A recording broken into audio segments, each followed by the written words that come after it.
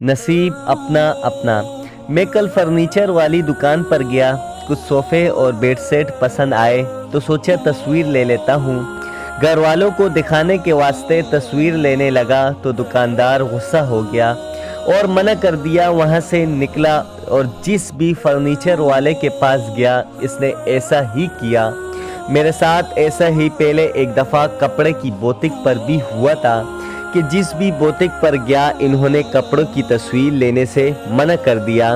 मैंने फर्नीचर वाले से वजह पूछी तो कहने लगा लोग डिज़ाइन चोरी कर लेते हैं। कहने लगा मैं पहले सुनियार का काम भी करता रहा हूँ और जब कभी हम अपने उस्ताद से मिलने जाते तो वो अपना काम बंद करके छुपा लेते थे ताकि हम देखकर इसका डिज़ाइन चोरी ना कर ले। यही दुनिया का दस्तूर है जनाब। मुझे इस पर एक वाक़या याद आ गया और मैंने फर्नीचर वाले को सुनाया।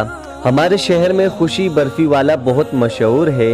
बहुत दूर दूर से लोग उसकी बर्फ़ी लेने आते हैं क्योंकि इसकी बर्फ़ी में जायका ही ऐसा है कि मीठे से नफ़रत करने वाला भी बहुत शौक़ से इसकी बर्फ़ी खाता है।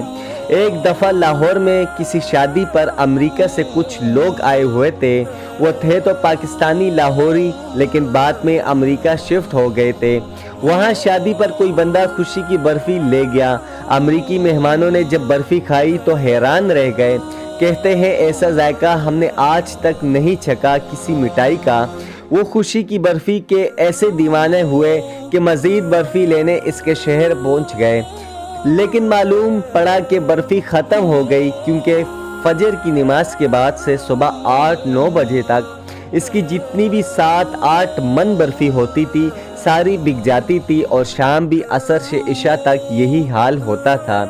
वो अमरीकी इतनी ज़्यादा आमदन देखकर हैरान हो गए और खुशी से कहने लगे हमें अपने बर्फ़ी की रेसिपी दे दो, हम भी वैसे अमेरिका जाकर मिठाई का कारोबार करेंगे, वहाँ बहुत चलेगी तुम्हारी बर्फ़ी, गोरे बहुत पसंद करेंगे।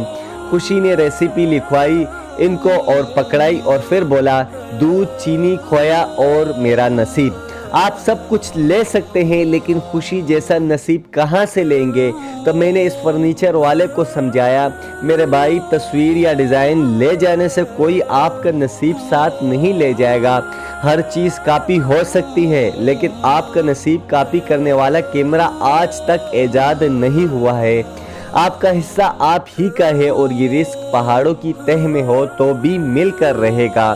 तो आज की इस कहानी से हमें इस चीज़ का सबक मिलता है कि नसीब में जो लिखा वो मिल जाता है, तो नसीब से ज़्यादा सोचना बेफजूल है।